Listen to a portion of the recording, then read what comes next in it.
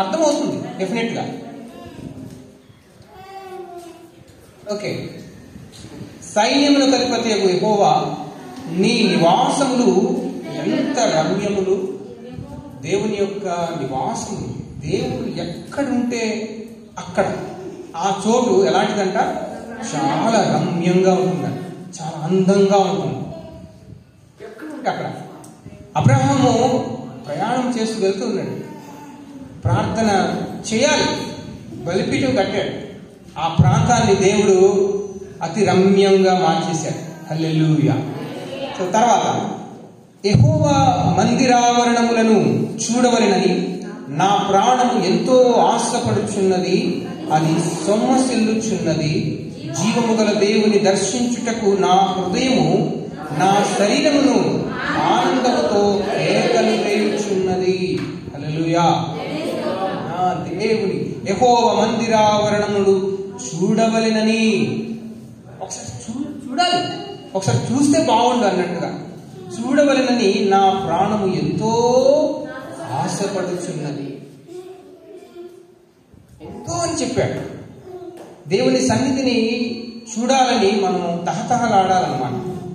మరొక చోట ప్రభువారు ప్రభు యొక్క మాట ఏమని సెలవిస్తుందంటే, కీర్తనాకారుడు అంటారు, లేదంటే కోరవ కుమారులు అంటున్నారు ఏంటంటే, దేవుని యొక్క సన్నిధి విషయమైనటువంటి ఆశ నన్ను భక్షించుచున్నది అని చెప్తారు. అంటే భక్షించడం అంటే ఏంటి? భక్షించడం అంటే ఏంటి? తినటం. దేవుని సన్నిధిని చూడాలి, అలాంటి ఆశ ఎలా ఉందంట, తినేయటం లాగా ఉన్నది, నన్ను భక్షిస్తూ ఉంది. అలాంటి అత్యాసక్తితో నేను ఉన్నాను అని ఇక్కడ కోరాహు కుమారులు సెలవిస్తూ ఉన్నారు. జీవము గల దేవుని దర్శించుటకు నా హృదయమును నా శరీరమును ఆనందముతో కేకలు వేయుచున్నవి. జీవం కలిగినటువంటి దేవుని దర్శించుటాను నా హృదయం ఏం అవుతుందంట, ఆనందముతో కేకలు వేస్తుందంట. కేకలు ఏ అవయవంతో మనం కేకలు వేస్తాం చెప్పండి? నోటితోనే, ఇంకే ఏ అవయవాన్ని వాడతారా మీరు? లేదు కదా. మన నోటితో మనం కేకలు వేస్తాం. వేరే అవయవం ఉంటే చెప్పండి నాకు కూడా, నేను కూడా అలా కేకలు వేస్తాను ఈసారి అండి. లేదు కదా, నాకు తెలిసిందైతే ఒకటే. సో అయితే నా హృదయమును నా శరీరమును ఆనందముతో, ఆనందంతో సంతోషంతో ఉన్నటువంటి వ్యక్తుల యొక్క ప్రవర్తన ఎలా ఉంటుంది? అణువణువున వారి శరీరం అంతా చాలా ఉల్లాసంగా ఉత్సాహంగా ఉంటుందన్నమాట. చాలా చక్కగా ఉంటుంది. వాడిని చూసిన వెంటనే చెప్పేవచ్చు. ఐఏఎస్ సెలెక్ట్ అయ్యామనుకోండి, ఎలా ఉంటుంది వాళ్ళకి? పట్టలేమన్నమాట కదా. అంతకంటే గొప్పది దేవుని యొక్క ఆలయం, అంతకంటే గొప్పది దేవుని యొక్క సన్నిధి. హల్లెలూయా, దేవునికి స్తోత్రం. ఐఏఎస్ సెలెక్ట్ అవ్వచ్చేమో కొన్ని సంవత్సరాలు, 60 వస్తే అండి పక్కకి తీసి ఇంట్లో కూర్చోబెడతారు. కానీ దేవుని సన్నిధిలో నీకు 120 వచ్చినా ఇంకా రా అని చెప్తారు. కాబట్టి ఇక్కడ నా శరీరమును ఆనందముతో కేకలు వేయుచున్నవి అని చెప్పారు కోరాహు కుమార్. ఆ తర్వాత సైన్యములకు అధిపతియగు యెహోవా నా రాజా నా దేవ, నీ బలిపీఠము నొద్దనే పిచ్చుకలకు నివాసము దొరికెను, పిల్లలు పెట్టుటకు వాన కోవెలకు బూటి స్థలము దొరికెను. ఆయన మందిరం ఎలాంటిదంటే నిరాశ్రయులకు ఆశ్రయమునిచ్చే. హల్లెలూయా. వానకోవెల లేదా పిచ్చుకలు. డానియల్ పాస్టర్ గారికి ఏమైనా చెప్పే, ఇన్ని పిచ్చుకలు వస్తూ ఉంటామండి, పోతూ ఉంటామండి, సంవత్సరానికి ఉన్న వస్తాం, సంవత్సరానికి పోతామండి, ఓకే పర్మిషన్ గ్రాంట్ చేయండి అంటారా? అంటాయా? అవి ఏమను. కానీ హ్యాపీగా దర్జాగా ఏదో ఒకటి చిన్న అందరూ చూసుకుంటాయి, దర్జాగా వస్తాయి. మీరెందరూ వస్తే వెళ్ళిపోతాయి, మీరు ఒకరోజే వస్తారు. కానీ పిచ్చుకలు వారం రోజులు కూడా ఇక్కడే ఉంటాయి. హల్లెలూయా. అంటే మనకంటే పిచ్చుకల కంటే మీరు శ్రేష్ఠులు అని చెప్పాడా కదా? కానీ నేను చెబుతున్నాను, మనకంటే పిచ్చుకలే శ్రేష్టమైనవి. ఎందుకు? మనకంటే ఎక్కువ గంటలు, ఎక్కువ రోజులు ఇక్కడే ఉంటాయి కాబట్టి. హల్లెలూయా. మీరు వాక్యాన్ని అలా మార్చేసుకున్నారేంటి అని అనకండి, కానీ అదే నిజం అండి. మనకు నచ్చినప్పుడే వస్తాం, వారానికి ఒకసారి వస్తాం. కానీ మిగతా ఆవాసము లేనటువంటి ఏ పక్షి అయినా, ఏ జంతువు అయినా మన మందిరాన్ని ఆవాసములుగా ఉపయోగించుకుంటున్నాయి. మనకంటే అవే శ్రేష్టమైనటువంటి జీవులని మనం గమనించాలి. హల్లెలూయా. కిందన నీ మందిరమునందు నివసించువారు ధన్యులు, వారు నిత్యము నిన్ను స్తుతించుదురు. ఆయన మందిరమునందు నివసించేవారు ధన్యులు. ఎందుకో తెలుసండి? వారు నిత్యము నిన్ను స్తుతిస్తుంటారు కాబట్టి. ఇష్టం ఉన్నా లేకపోయినా ఇక్కడ వచ్చి కూర్చున్న వాళ్ళు ఏం చేస్తారండి? దేవునికి స్తోత్రం అంటే కనీసం ఇలాగైనా చేస్తారు. అంటే వారి యొక్క చేయి ఎత్తటం కూడా దేవునికి ఇష్టమే. దేవునికి స్తోత్రం. కాబట్టే దేవుని సన్నిధికి, దేవుని మందిరములకు మనము తరచుగా వస్తూ ఉండాలి, మోకరిస్తూ ఉండాలని ఇక్కడ చెప్పాడు. 6వ వచనంలో వారు బాకాలోయలో బడి వెళ్ళుచు దానిని జలమయముగా చేయుదురు, తొలకరి వాన దానిని దీవెనలతో కప్పును. నిన్న పాలయ్య గారు ఒక మాట చెప్పారు అండి. మేము వచ్చినప్పుడు వర్షం పడటం ఎంతో ఆనందం, అది దీవెనకరము, దీవెనకు సూచన అని చెప్పారు. హల్లెలూయా. ఈరోజు చెప్తున్నాను చూడండి, వారు అరకు లోయలో పడి వెళ్ళుచు అని చెప్పండి ఒకసారి, చదవండి ఒకసారి. వారు అరకు లోయలో పడి వెళ్ళుచు దానిని జలమయముగా చేయుదురు. ఏమండి? బాకాలోయ ఉందండి, మనకు కూడా ఉంది ఒక లోయ, అరకు లోయ కదా. సో అరకు లోయలో కింద చూడండి, ఆ మార్గం ఎలా ఉందంట, దానిని జలమయముగా చేయుదురు, తొలకరి వాన దానిని దీవెనలతో నింపును. ఆ లోయలో బడి వెళ్తుంటేనంట మనకైతే పెద్ద ఏమి పట్టదు. కానీ ఇప్పుడు అయ్యగారు వచ్చారు కదా నిన్న, వాళ్ళు వచ్చేటప్పుడు ఆ లోయలు, ఆ మలుపులు చూస్తూ ఇలా చూస్తే ఎంత ఆనందం. ఎవరు కూడా అక్కడ ఏసీ పెట్టుకుని వస్తారా? కిటికీలన్నీ బాగా తెరిచి ఆ స్వచ్ఛమైన గాలిని పీల్చుకుంటూ ఎంతో చక్కగా ఆహ్లాదకరంగా వచ్చి వెళ్తుంటారు. ఎందుకో తెలుసా అండి? అలాంటి లోయలో మనల్ని దేవుడు ఉంచాడు. హల్లెలూయా. వారికి అలాంటి భాగ్యం లేదు. వారికి డబ్బులు ఇస్తే ఆక్సిజన్ దొరుకుతుంది, కానీ మనకు ఉచితముగా దేవుడు ఇచ్చాడు. అలాంటి లోయల్ని ఇచ్చాడు, అలాంటి అందమైన ప్రదేశాలని ఇచ్చారు. లేదంటే ఇతర దేశాల నుండి మన స్వస్థలాన్ని చూడటానికి ఎంతో మంది ఎగపడి పడుతూ లేస్తూ వస్తూ ఉన్నారు. విమానాలకి ఇక్కడ వస్తూ ఉన్నారు. భవిష్యత్తులో అరకు వేలులో కూడా మన చర్చి పక్కనే ఒక హెలిప్యాడో లేదంటే విమానాశ్రయం కూడా రావచ్చేమో. దేవునికి స్తోత్రం. అలా దేవుడు మన ప్రాంతాన్ని ఏం చేస్తున్నాడంటే అంచెలంచెలుగా దీవిస్తున్నాడు. ఆ ఫ్లైఓవర్ చూడండి ఒకసారి. కలగన్నారండి మీరు ఎవరైనా? ఇలా ఉంటే బాగుంది అనుకున్నారా? లేదు. వచ్చిందా? మరి రైలు ఉంది, బస్సు ఉంది, ఇంకేముండాలి? ఫ్లైట్ ఒకటే ఉండాలి, కావాలి ఏమండి. కాబట్టి దేవుడు తప్పకుండా మనకు సమస్తము సమృద్ధిగా ఇచ్చే దేవుడు, దయచేసే దేవుడై ఉన్నాడు. ఎవరైతే నమ్ముతారో వారిని బట్టియే. మత్తయి సువార్తలో నేను ఒక మాట చదివాను, వారి యొక్క అవిశ్వాసమును బట్టి ఆయన అక్కడ అనేకమైనటువంటి కార్యములు, అద్భుతములు చేయలేదని ఉన్నాడు. మనము నమ్మితే చేస్తాడు, నమ్మకపోతే చేయకండి. సున్నా. ఇక్కడ ఎంత మంచి మందిరం ఉంటుంది అని అండి పాస్టర్ గారు కలగన్నారు కాబట్టి ఇలా ఉండాలి, అలా ఉండాలి, సేమ్ ఎగ్జాక్ట్ గా అలా ఉంది. దేవునికి స్తోత్రం. అలాగే ఏంటంటే మన పౌర స్థితి ఎక్కడుంది? ఫిలిప్పీ 3:20 అంటే అక్కడ ఉంది. మన పౌర స్థితి అమెరికాలో గ్రీన్ కార్డు తీసుకుంటే కాదు అండి. అక్కడ ట్రంప్ గారు వచ్చి ఏం చేశాడంటే నాన్ అమెరికన్స్ అందరు గెట్ అవుట్ అని చెప్పాడు అంతే అంటే మరలా బాబు బాబు బాబు అంటే సరే 3 నెలల టైం ఇస్తున్నాను, మీరందరూ వెళ్ళిపోవాల్సిందే అని చెప్పాడు. ఈ దేశంలో, ప్రపంచంలో నువ్వు ఏ దేశంలోనైనా నువ్వు సిటిజన్షిప్ ఉన్నా ఏదో ఒక రోజు ఎవరో ట్రంప్ లాంటి వాళ్ళు వస్తారు, మళ్ళీ గెంటేస్తారు. కానీ పరలోకపు పౌరస్థితిని పొందుకున్నటువంటి మనకు దేవుడు యుగ యుగాలు తరతరాలు తనతో పాటే ఉంచుకుంటాడు. దేవునికి స్తోత్రం. కాబట్టి ఇక్కడ ఏంటంటే బాకాలోయలోబడి అరకులోయలోబడి వెళ్ళుచు దానిని జలమయముగా చేదురు, తొలకరి వాన దానిని దీవెనలతో నింపును.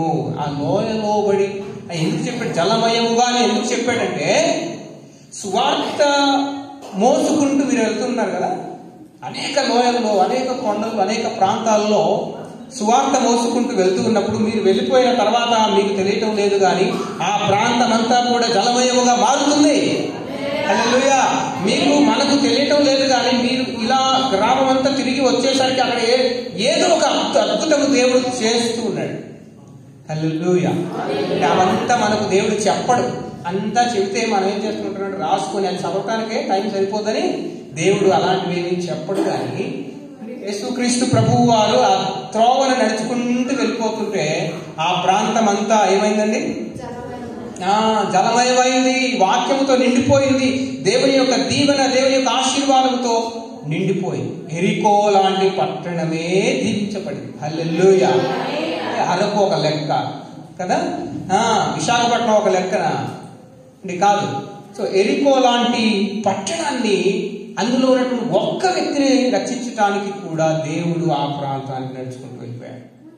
ఈరోజు మన కుటుంబాన్ని రక్షించటానికి దేవుడు మన సంఘము ఎదుట, మన కుటుంబం ఎదుట, మన యొక్క వ్యక్తిగత జీవితం ఎదుట నడుచుకుంటూ వస్తూ ఉన్నాడు. మన పేరు పెట్టి కూడా పిలుస్తున్నాడు. మనం గనుక పలికితే దేవుడు దీవిస్తాడు, ఆశీర్వదిస్తాడు. ఒక మాట చూడండి, క్రిందన 10వ వచనం, నీ ఆవరణంలో ఒక దినము గడుపుట 1000 దినముల కంటే శ్రేష్టము. అది ఒక దినం గడిపితే 1000 దినముల కంటే శ్రేష్టం. ఈ 3 దినాల సభలకు ఎవరైతే విడిచిపెట్టకుండా వచ్చారో, అంటే 3 చెప్పండి, 3000 దినాల కంటే శ్రేష్టమైంది మీ జీవితంలో. అది చాలా మంది అంటారు, సమయం టైం వేస్ట్ చేస్తారా, బాగా అని అనుకుంటారు. కానీ బాగుంది బాగులేదు అనడానికి నువ్వు రాలేదు. నీ జీవితాన్ని, నా జీవితాన్ని మనం కట్టుకోవటానికి వచ్చాం. హల్లెలూయా. ఈ మధ్య కాలంలో విన్నటువంటి, నేను ఎవరిని ఏం తప్పట్టడానికి అనటం లేదు, కానీ ఈ మధ్య కాలంలో నేను విన్నటువంటి, ఈవెన్ యూట్యూబ్ విన్నటువంటి సందేశాల కంటే అద్భుతంగా నాకు అర్థమైంది. పాల్గారు చెప్పినటువంటి మాట, వాక్యం ఆత్మీయమైనటువంటి మర్మాలతో కూడినటువంటి ఆ యొక్క లేఖన భాగాలు నాకు అర్థమైపోయారు. ఇది కూడా పోయిందా? ఛార్జింగ్ అయిపోయింది. ఏం చేద్దాం మరి? దేవుని వాక్యం అర్థమైతే సైతాన్ ఊరుకుంటాడు, ఊరుకోడు, ఆపించాడు. సరే, ఓకే. వీలైతే మీకు వినిపిస్తుందండి?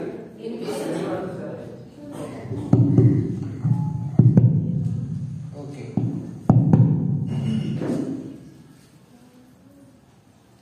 భక్తిహీనుల గుడారములలో నివసించుట కంటే నా దేవుని మందిర ద్వారమునొద్ద ఉండుట నాకు ఇష్టం. చాలా మంది భక్తిహీనులతో జతకట్టి వారింటికి వీరింటికి వెళ్ళి సమయం అంతా వృధా చేసుకుంటూ ఉంటూ ఉంటారు. కానీ అంతకంటే ప్రాముఖ్యంగా ఏంటంటే దేవుని మందిర ద్వారమునొద్ద ఉండుట చాలా మంచి, నాకు ఇష్టము అని ఇక్కడ కొరాహు కుమారులు చెబుతున్నటువంటి మాట అండి. సో దేవుడైన యెహోవా సూర్యుడును కేడమునై ఉన్నాడు, యెహోవా కృపయు ఘనతయు అనుగ్రహించును. దేవుడు ఏమై ఉన్నాడంట? సూర్యుడును కేడెమునై ఉన్నాడు. యెహోవా కృపయు ఘనతయు అనుగ్రహించును. యథార్థముగా ప్రవర్తించు వారికి ఆయన ఏ మేలును చేయక మానడు. హల్లెలూయా.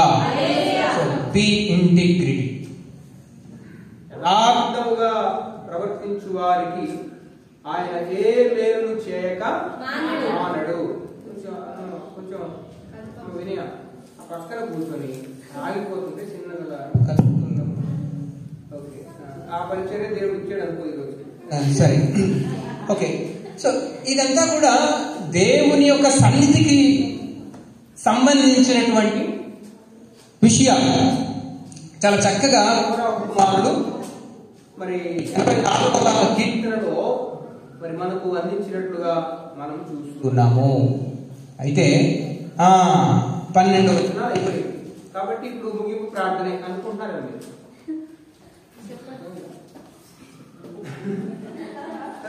84వ అధ్యాయంలో ఎన్ని వచనాలు ఉన్నాయి? 12 వచనాలు ఉన్నాయి. చెప్పేశారు కాబట్టి ముగింపు ప్రార్థన ఒకసారి అలా చూడండి. అక్కడ వారిని నేను ఫాలో అవుతున్నాను, వారికి కనిపిస్తున్నారు ఇంకా పోస్తూనే ఉన్నారు. కాబట్టి వారు ఎప్పుడైతే ఇలా అంటారో నేను సరేనా, కావాలంటే మరొక అధ్యాయం చెప్తాను. ఓకే, ఇక్కడ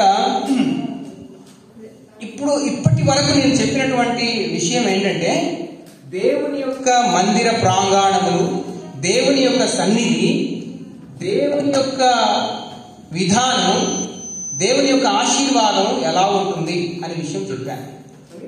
ఆయన సన్నిధిలో నిత్య సుఖములు ఉన్నాయి, సుఖ సంతోషములు ఉన్నాయి. ఆయన కుడి చేతిలో నిత్య సుఖములు ఉన్నాయి కదా. సో అయితే అలాంటి సన్నిధిని గురించి మీకు చెప్పాను. ఇలాంటి సన్నిధిని పోగొట్టడానికి, ఇలాంటి సన్నిధిని మన నుండి దూరం చేయడానికి ఈ రోజు కాదు క్రీస్తుకు పూర్వము నుండే జరుగుతున్నటువంటి మహాభయంకరమైనటువంటి గొప్ప కుట్ర. దేవుని స్తోత్రం. దేవుని యొక్క బిడ్డలవుతారు, నిత్యము జీవిస్తారు.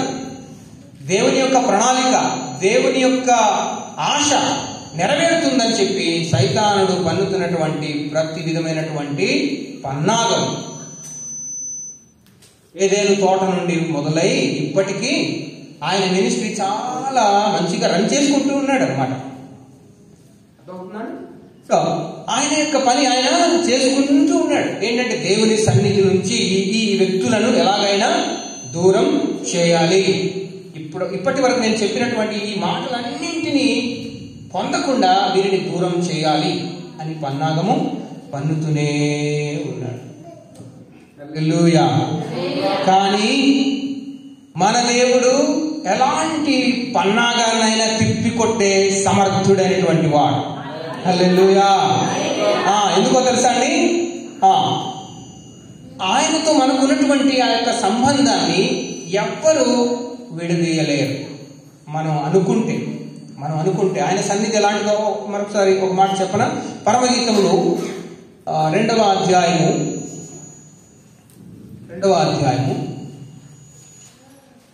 4-5 వచనాలు ఒకసారి చదవండి.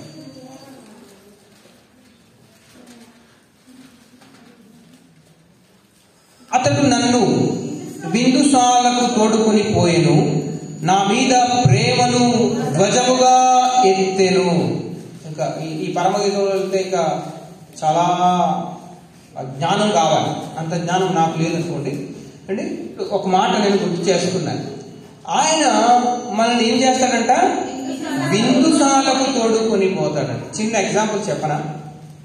నేటి దినాల్లో మన ఇంట్లో ఎవరికైనా బర్త్డేనో లేదంటే ఏదో జరిగింది అనుకోండి, మరి ఇక్కడ ఎలా ఉందో నాకు కొంచెం 15 సంవత్సరాలు అయింది కాబట్టి కొంచెం తెలియటం లేదు మోడర్న్ ట్రెండ్ ఏంటో.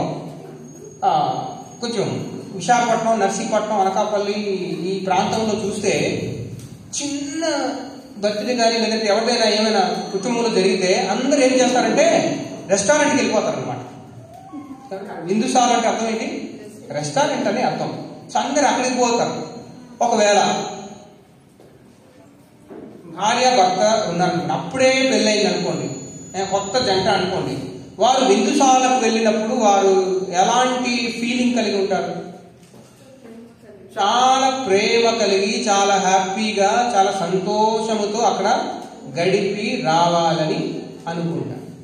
అవునా అండి? ఆ విందుశాలకు వెళ్ళటం దేనికి సూచన అంటే ప్రేమకు సూచన ఉంది. దేవుడు మనల్ని తన సన్నిధిలో మనం ఉన్నప్పుడు ఆయన ఏం చేస్తాడంటే, విందుశాలలో ఉన్నటువంటి ప్రియుడు ప్రియురాలు ఎలాగైతే ఇష్టపడి ఒకరి మీద మరొకరికి ఎలాంటి ప్రేమ ఉంటుందో అలాంటి ప్రేమతో మనల్ని ప్రేమిస్తున్నాడు. సో కాబట్టి ఇక్కడ ఏంటంటే, దేవుడు తన యొక్క ప్రేమను ఇంత అని మనం కొలవలేము, కానీ ఆయన ప్రేమను మన ఎడల వెల్లడిపరుచున్నాడు. ఎలా? ఆయన ప్రాణము ఇచ్చేటంతగా, ఆయన ప్రాణమును, ఆయన శరీరమును మనకి ఇచ్చి ఆయన ఘనపరచి ఉన్నాడు అనే విషయాన్ని మీకు తెలియపరుస్తా ఉన్నారు.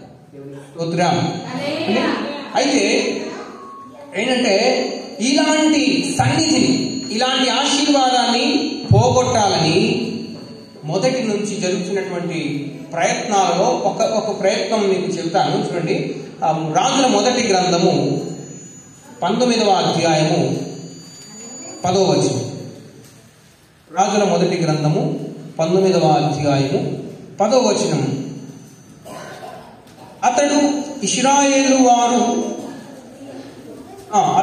ఇశ్రాయేలు వారు నీ నిబంధనను త్రోసివేసి నీ బలిపీఠములను పడగొట్టి నీ ప్రవక్తలను ఖడ్గము చేత హతము చేసిరి. సైన్యములకు అధిపతియగు దేవుడనగు యెహోవా కొరకు మహారోషము గలవాడనై నేను ఒకడను మాత్రమే మిగిలి ఉండగా వారు నా ప్రాణమును కూడా తీయుటకై చూచుచున్నారని మనవి చేశారు. హల్లెలూయా అండి. మీకు ఎలీయా ఒక్కడే మిగిలేడంట. మిగతా ప్రవక్తలను అనేక మందిని ఏం చేశారండి? ఖడ్గము చేత చంపించేశారన్నమాట, హతం చేశారు. అంటే దేవుని సన్నిధి లేకుండా, దేవుని కొరకు బ్రతికేవారు లేకుండా, దేవుని యొక్క సన్నిధిని ఏర్పాటు చేసేవారు లేకుండా, దేవుని అభిషేకాన్ని ఇచ్చేవారు లేకుండా, దైవ ప్రత్యక్షతను మనకు విడమనిచి చెప్పేవారు లేకుండా చేసేద్దామని అందరినీ ఖడ్గము చేత హతము చేశారు. నేనొక్కడనే నీ కోసం మహారోషము కలిగి బ్రతకటానికి నేను మిగిలి ఉన్నాను, అయినా నన్ను కూడా చంపాలని చూస్తున్నారు అని మనం చేశాడు. మనం చేసి అక్కడి నుంచి పరిగెడతా ఉన్నాడు అనమాట. ఏలియా పరిగెడుతూ ఉన్నాడు. ఎందుకు? యెజెబెలు చంపాలని తరుముతుంది. దేవుని సన్నిధి లేకుండా చేద్దామని ఆనాడు కూడా ప్రయత్నము చేశారు. తరుముతుండగా ప్రవక్త అయినటువంటి ఏలియా కూడా, రోషం కలిగినటువంటి ప్రవక్త అయినా కూడా, ఒకనాడు బదరీ వృక్షము క్రింద వెళ్ళి కూర్చొని చాలా నిరాశ నిస్పృహతో, ప్రభువా ఎందుకు నాయన నన్ను చంపాను అని చెప్పాడు. అంత నిరాశలోనికి వెళ్ళిపోయాడు. కానీ దేవుడు మరలా మాట్లాడాడు. ఇదిగో పడుకున్నావా, లేచి ఇక్కడ ఉన్నటువంటి ఆహారాన్ని భుజించు అని చెప్పాడు. మరలా తిని మరలా పడుకున్నాడు. మరలా లేచాడు. దేవుడు లేపాడు. దేవుడు దూత లేపి మరలా తిన్న తర్వాత ఇప్పుడు ప్రయాణం అయిపో అన్నప్పుడు అతను తిన్న ఆ ఆహారమే 40 రాత్రింబగళ్ళు ప్రయాణము చేయడానికి సరిపోయేటంత శక్తి దేవుడు ఇచ్చాడు. దేవునికి స్తోత్రం. తర్వాత ఆ అధ్యాయాలు చదవండి. వెళ్ళిన తర్వాత అంత గొప్ప దేవుడు చనిపోదాం అనుకున్నాడు. దేవుని యొక్క సన్నిధి లేకుండా, లేదా దేవుని యొక్క ప్రవక్తగా ఉండటం ఇక వేస్ట్ అనుకున్నాడు అనమాట. చనిపోదాం అనుకున్నాడు. కానీ ఎప్పుడైతే అలా అనుకున్నాడో ఇమ్మీడియట్ గా ఏలియాను దేవుడు ఇంకా దీవించడం మొదలు పెట్టాడు. ఆ ఆలోచన, చనిపోదామనే ఆలోచనకు ముందు చాలా కార్యాలు చేశాడు. కానీ దాని తర్వాత ఇంకా అద్భుతమైనటువంటి కార్యాలు చేశాడు. ఆయన సిరియా దేశానికి అజాహేలును పట్టాభిషేకం చేశాడు. ఇశ్రాయేల్ దేశానికి యహూను పట్టాభిషేకం చేశాడు. తన తర్వాత పరిచర్యను కొనసాగించడానికి ఎలీషాను అభిషేకించాడు. హల్లెలూయా. నువ్వు చనిపోతే చనిపో, కానీ నా కొరకు నీ తర్వాత పనిచేసేవాడిని అభిషేకించి చనిపో అన్నట్టుగా తను మళ్ళా ప్రయాణం చేసి ఎప్పుడైతే సిరియా దేశం కొరకు హజాయేలును, ఇశ్రాయేలు దేశం కొరకు యెహూను పట్టాభిషేకం చేశాడు, ఆ తర్వాత తన తర్వాత దేవుని యొక్క పరిచర్య చేయడానికి నియమింపబోతున్నటువంటి ఎలీషాను ఎన్నుకొని తనకు కూడా అభిషేకము చేశాడు తన తర్వాత పరిచర్య చేయడానికి. దేవుడు నిన్ను నన్ను ఒక్కసారి నియమించాడంటే మన పని పూర్తయ్యే వరకు మనల్ని వాడుకుంటాడు. హల్లెలూయా. మనం ఒకవేళ బ్యాక్ వెళ్ళిపోదామని చూసినా, వెనక తట్టు ఉండిపోదామని చూసినా, వెనక ఇలా తిరిగి చూద్దామన్నా దేవుడు ఊరుకోడు. సరే నువ్వు చచ్చిపోతే చచ్చిపో, కానీ నా పని పూర్తయ్యే వరకు ఉండు. దేవుడు మీకు ఏదో ఆషామాషి ఇక్కడ తీసుకొచ్చి కూర్చోబెట్టలేదు. అక్కడ సంతలో చూసుకుంటే వేలాది మంది ఉన్నారు, కానీ మీరు పదుల సంఖ్యలో ఇక్కడ ఎందుకున్నారు? God has chosen. దేవుడు మిమ్మల్ని ఏం చేశాడు? ఏర్పరచుకున్నాడు కాబట్టి, ఎన్నుకున్నాడు కాబట్టి మీరు ఇక్కడ కూర్చుని ఉన్నారు. మీ నిమిత్తం లేదా దేవుని నిమిత్తం మీరు ఏమైతే చేయాలో అది చేసే వరకు మిమ్మల్ని విడిచిపెట్టాడు. దేవునికి స్తోత్రం. మీరు ఎక్కడ వెళ్ళండి, చనిపోదామని అనుకోండి, ఈ ప్రాణం ఈ యొక్క ప్రాంతం విడిచి ఎక్కడికైనా వెళ్ళండి, ఈ ప్రాణం పోయేంత వరకు దేవుడు మిమ్మల్ని విడిచి పెట్టడు. మీ యొక్క ప్రయాణాన్ని ఆయన కొనసాగిస్తాడనే విషయాన్ని మీకు తెలియపరుస్తా ఉన్నాను. హల్లెలూయా అండి. అలాగే దేవుని సన్నిధి లేకుండా చేద్దామని యెజబెలు ట్రై చేసింది, కానీ యెజబెలును తన భర్త అయినటువంటి ఆహాబు రాజును దేవుడు ఏం చేశాడు? ఎలా చంపాడు?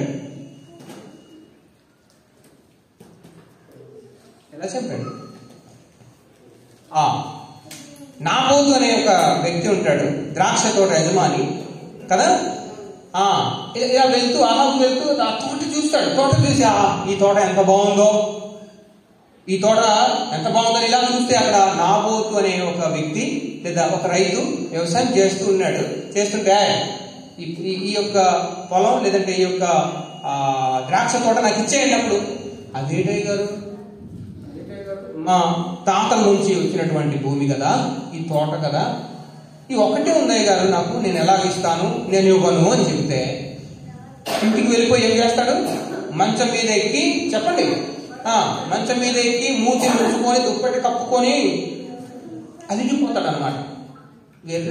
రాజురా బాబు అలిగిపోతాడు.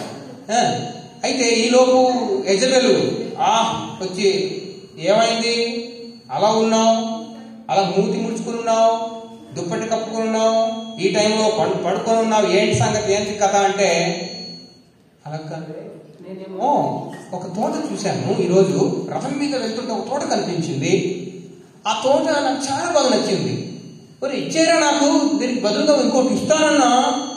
వాడు ఎవరైనా చెప్పాడు అంత చిన్న విషయానికి నువ్వు మూతి ముడుచుకొని పడుకుని ఉంటావా? సాయంత్రం కల్లా ఆ తోట నీదవుతుంది, నువ్వు నిశ్చింతంగా పడుకో అని చెబుతున్నాను అని చెప్పి ఉంటారు కదా గ్యాంగ్, వాళ్ళని పిలిచి నాబోతులు లేపాడురా అని చెప్పి సాయంత్రం అయ్యేసరికి నాబోతులు చంపేస్తాడు. కుక్కలు వచ్చి నాకుతాయి తన శరీరాన్ని. అయితే దేవుడు ఊరుకుంటాడా? ఊరుకోడు కదా. యెజబెలు, నువ్వు ఎవరిని చంపావు? నిరపరాధి అయినటువంటి నాబోతును చంపావు. ఎక్కడైతే నాబోతు యొక్క శరీరాన్ని కుక్కలు నాకాయో ఆ ప్రాంతంలోనే నీ శవాన్ని కుక్కలు నాకుతాయి అని చెప్పాడు. కబడ్దారని చెప్పేసరికి ఇదంతే ఏమండి. సో ఆ విధంగా యెజబెలును అహాబును దేవుడు హతం చేస్తాడనమాట. దేవుని యొక్క సన్నిధిని ఎవరైతే పాడు చేస్తుంటారో దేవుడు వారిని పాడు చేస్తాడు. జాగ్రత్త అండి. ప్రతి ఒక్కరు మనం తెలుసుకోవాల్సి ఉంటుంది ఏమది. సో అయితే మరొక విషయం చెప్పనా, అపొస్తలుల కార్యములు 8వ అధ్యాయము 3వ వచనం. అపోస్తలుల కార్యములు 8వ అధ్యాయము 3వ వచనం. అమ్మా చదవండి.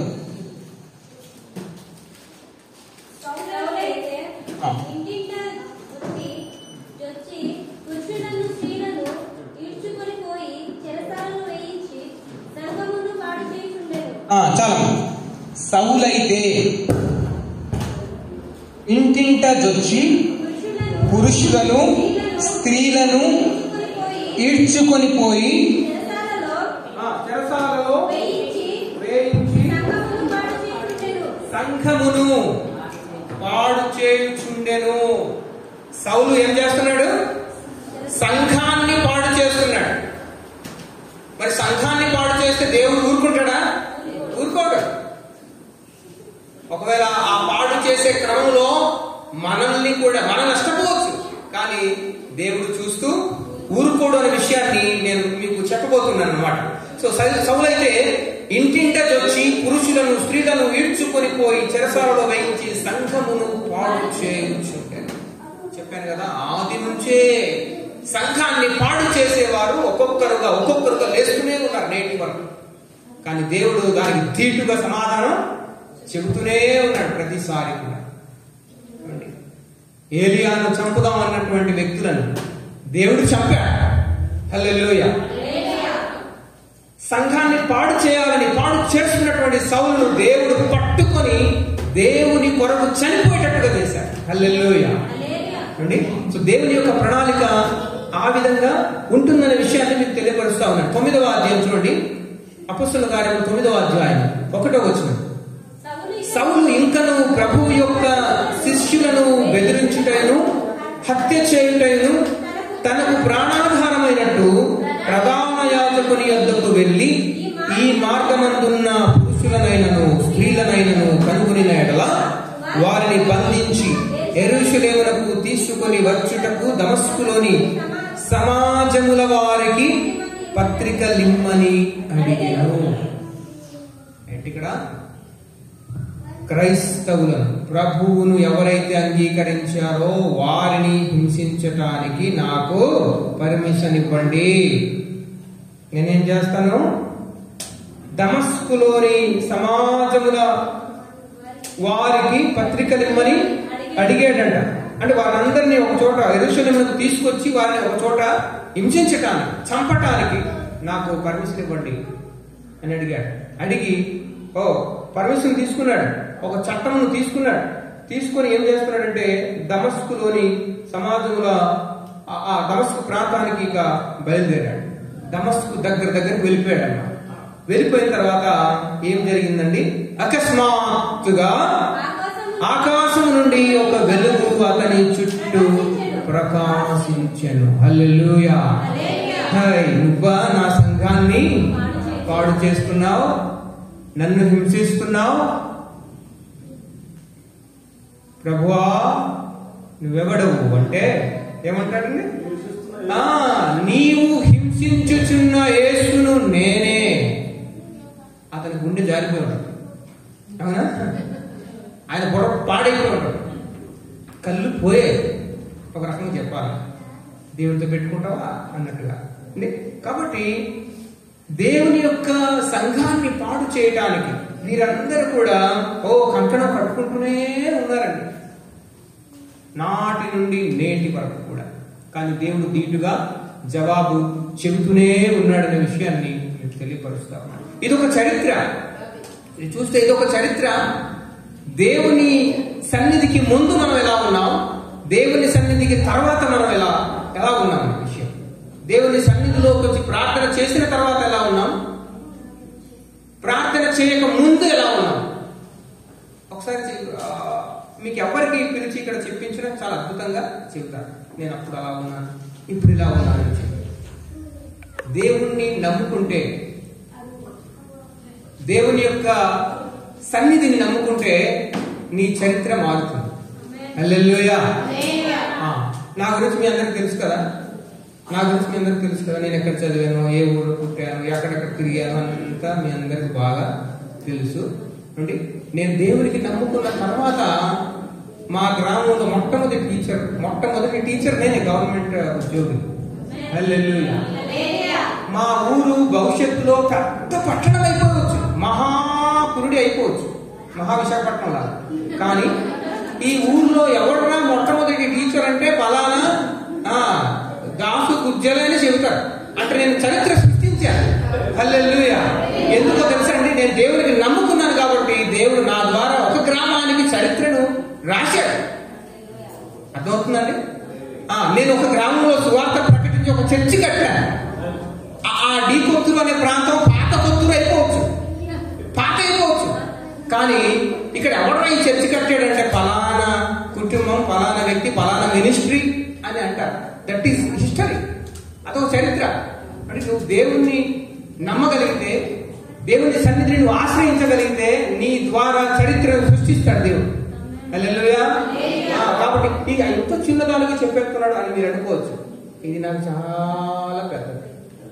దేవునికి స్తోత్రం. మీరు కూడా మీ ద్వారా ఏదో ఒక చరిత్ర ఈ లోకానికి దేవుని ద్వారా పరిచయం చేసి నేను చనిపోవాలనుకుంటే మీరు కూడా కంకణం కట్టుకోండి. ఏదో ఒక విషయం, ఏదో ఒకటి. ఈ గ్రామంలో మీరు చూసారా, ఎంత పెద్ద చర్చి కట్టారు, ఎంత చక్కగా ఆరాధిస్తున్నారు. ఇది ఒక చరిత్ర. హల్లెలూయా. ఇది ఒక సంఘ చరిత్రలో మీరు కలిసిపోయి ఉన్నారు. ఎవరు ఏ చరిత్ర రాయాలన్నా అరకు గ్రామంలోనంట ఎన్ని చర్చిలు ఉన్నాయంట, ఆ చర్చిలో ఫలానా ప్రాంతంలో ఈ చర్చి కూడా ఉండేదంట. ఈ చర్చి ఒకవేళ యెరూషలేము చర్చి లాగా, యెరూషలేము మందిరం లాగా పాడైపోవచ్చు కాక, భవిష్యత్తు ఎవడైనా వచ్చి ఇంకేమైనా చేస్తాడేమో, కానీ మీ సాక్ష్యం, మీ చరిత్ర కలకాలం నిలిచిపోతుంది. దేవునికి స్తోత్రం. హల్లెలూయా. సో చివరిగా మరొక మాట చెప్పన, సౌలును విడిచిపెట్టకుండా సంఘాన్ని పాడు చేసినటువంటి సౌలును మరలా ఆయన పట్టుకున్నాడు. తన ద్వారా అనేకమైనటువంటి సంఘాలను దేవుడు కట్టించాడు. అంత మాత్రమే కాదు, సగం బైబిల్ అంతా కూడా రాసే పని కూడా తనకే ఇచ్చాడు, అప్పగించాడు. హల్లెలూయా. జాగ్రత్త. దేవుని యొక్క సంఘాన్ని పాడు చేయాలనుకుంటే నిన్ను దేవుడు నయాన్నో భయాన్నో నిన్ను పట్టి తన సన్నిధిలో మోకరించి కూర్చోబెడతాడు. హల్లెలూయా. సో మరొక విషయం, ఈ మధ్య కాలంలో ఒక వ్యక్తి మాట్లాడడం నేను విన్నాను యూట్యూబ్ లో. ఏమండి, నేను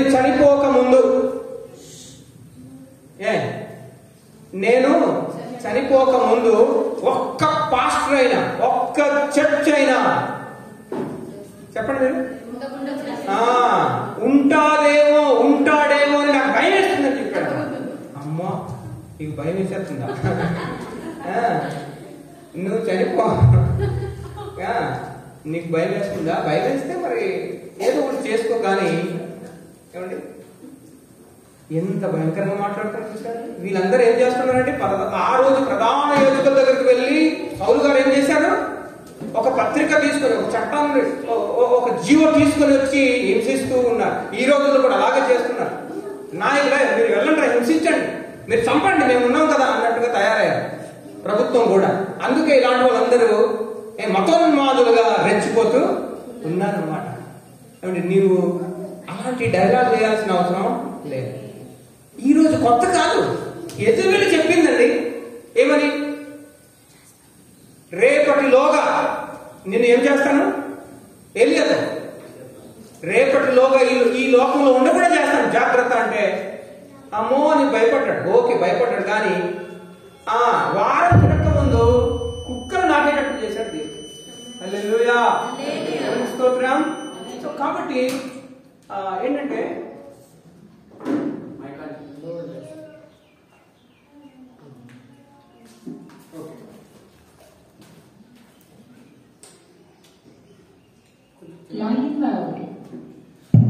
ఓకే,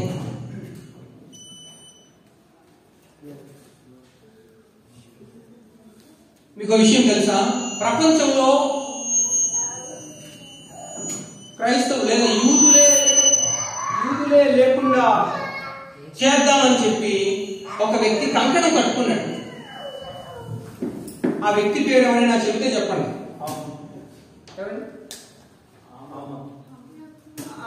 ఈ లోకంలో చెప్తున్నా, ఈ ట్రెండ్ లో బైబిల్లో కాకుండా అడాల్ఫ్ హిట్లర్ నియంత కదా, ఈ లోకంలో ప్రపంచవ్యాప్తంగా ఎక్కడ యూదులు లేకుండా, యూదుడు అనేవాడు కనబడకుండా చేస్తానని చెప్పి ఎంత భయంకరంగా చంపాడు చూసాను.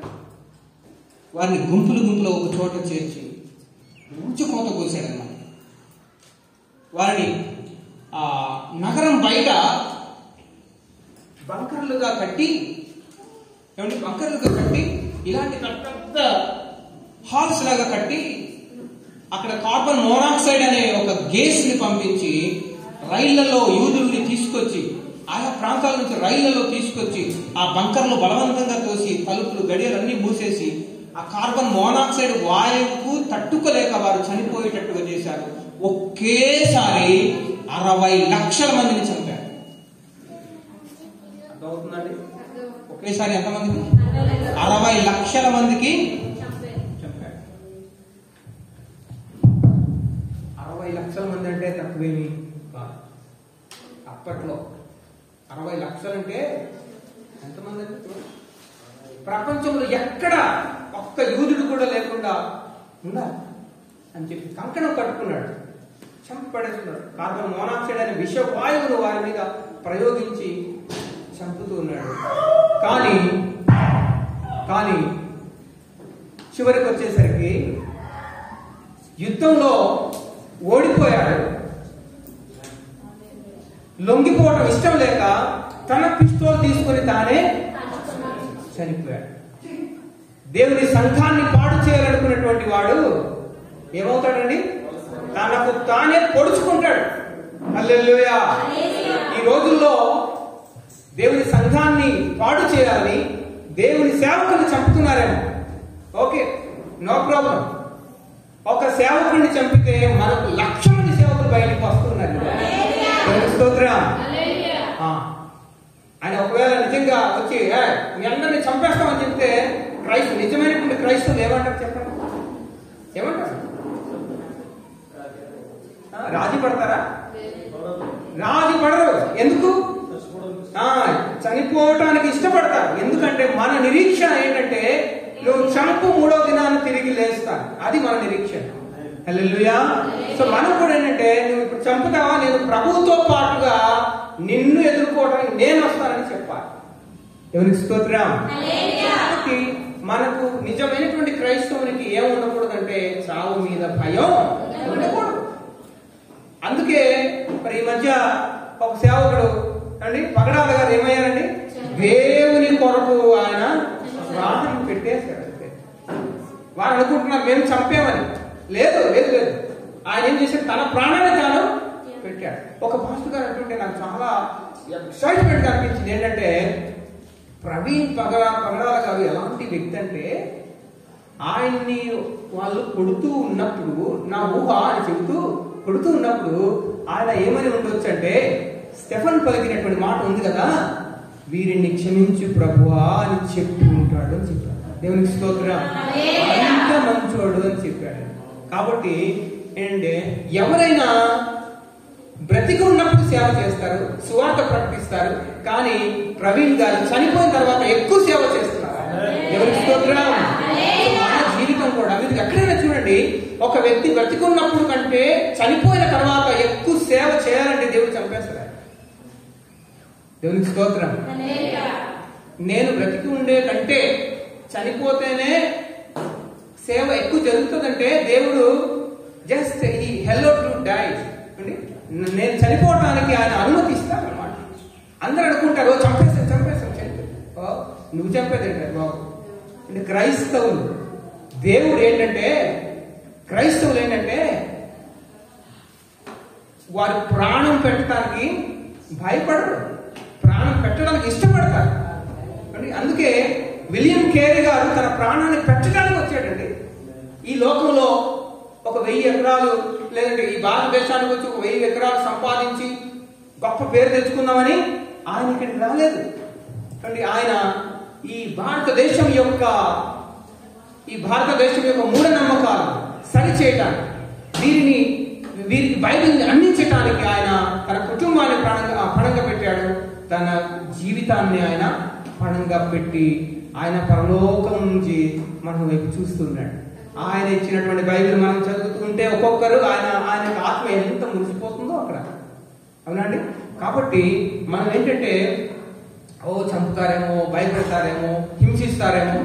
ఆనాడు హింసించినటువంటి యెజబెలు చనిపోయింది. హింసించినటువంటి సౌలేమో పౌలుగా మారాడు. ఆయన దేవుని కొరకు చనిపోయారు అండి. ఈ మధ్య కాలంలో చనిపోయినటువంటి సేవకులు కూడా దేవుని కోసం చనిపోయారు. నీ వంతు ఎప్పుడో ఒకప్పుడు వస్తుంది. హల్లెలూయా. మరి అప్పుడు నువ్వు వెన్ను దండు చూపించి రా అన్నట్టుగా ఏమండి చావును ఎదుర్కోవడానికి సిద్ధపడతావా?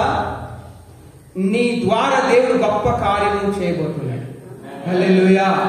నువ్వు వెనక్కి తిరిగి వెళ్ళిపోవాలని అనుకుంటున్నావా? నీ వల్ల ఏం కాదు, నీ వల్ల ఏమి కాదు. నీకు జస్ట్ ఒక సభ్యుడిగా మాత్రమే ఉంటావనే విషయాన్ని మీకు తెలియపరుస్తావు. దేవునికి స్తోత్రం. సో ఈనాడు ఏంటంటే మన సన్నిధిని ఏర్పాటు చేసుకుని సంవత్సర కాలం అయింది. ఈ సంవత్సర కాలము మనం ఎలా ఉన్నాము దేవుని సన్నిధిలో? దుష్టుడైనటువంటి వాడు మన ఈ సన్నిధిలో మనం హాజరు కాకుండా చేయాలని అనేక ప్రయత్నాలు చేస్తూనే ఉన్నాడు, నేటికి కూడా, ఈ సమయం వరకు కూడా. కానీ ఏ విషయంలో మనం భయపడక, అదరక, బెదరక, భవిష్యత్తులో దేవుని యొక్క పనిని మన భుజాన్ని ఎత్తుకొని మనం సేవకులకు వెన్నుదన్నుగా ఉంటూ ముందుకు కొనసాగినప్పుడు దేవుడు ఇంకా ఎన్నో గొప్ప కార్యాలు చేస్తాడనే విషయాన్ని మీ అందరికీ తెలియపరచుకుంటూ మీరందరూ ధైర్యంగా ఉండండి, దేవుని కొరకు కష్టపడండి, దేవుని ఆశీర్వాదాలని పొందండి అనే విషయాన్ని మీకు తెలియపరుస్తూ నాకు సమయం ఇచ్చినటువంటి అధ్యక్షుల వారికి నా యొక్క హృదయపూర్వక వందనాలు తెలియపరుస్తూ ముగిస్తున్నాను. Thank you.